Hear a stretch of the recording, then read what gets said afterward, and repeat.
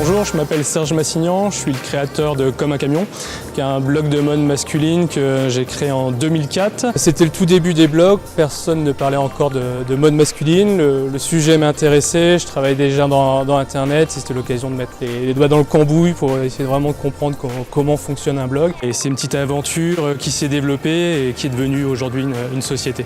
Mon rapport à la mode, il a évolué dans le temps. Je pense que quand j'étais ado, comme beaucoup, c'était un rapport identitaire. Ça évolue vraiment quand on rentre dans le milieu professionnel, parce que là, il y a une tenue à avoir par rapport au métier qu'on vise. Dans le futur, même proche, je pense déjà à la mode connectée. Je pense aux montres, aux bracelets, on en parlait il y a quelques années. Aujourd'hui, on connaît plein de gens autour de nous qui ont un bracelet connecté, une montre connectée. Donc je pense que ça va continuer, ça va s'accentuer. On va avoir des vêtements connectés. On peut imaginer qu'avec des capteurs, on va pouvoir connaître notre pouls et nous envoyer des indications par rapport à ça.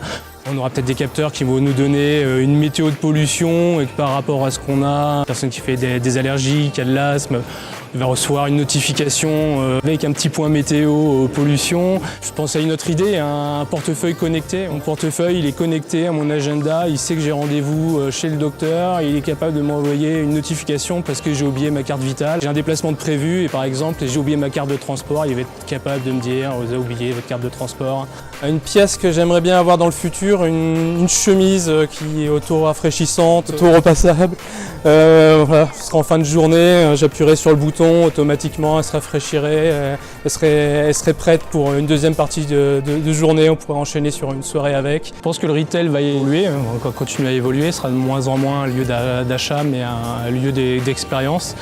On va aller de plus en plus vers une prise de décision qui se fera en ligne. On saura déjà ce qu'on veut, mais néanmoins, on aura besoin de toucher le produit, sentir la matière, voir les couleurs. Et il faut imaginer un lieu qui va vers quelque chose de ludique, de pratique, qui me permette d'essayer ma chemise, de voir comment ça me va avec différentes couleurs, comment je pourrais la sortir avec des principes de réalité augmentée, avec une cravate, avec une pochette, des chaussures, voir directement ce qu'il y a en stock dans le catalogue, avoir la possibilité de me faire livrer directement chez moi parce que j'ai pas envie d'avoir tous les colis à la sortie de la boutique. Alors un conseil, on se lance, mais c'est d'y croire, et travailler.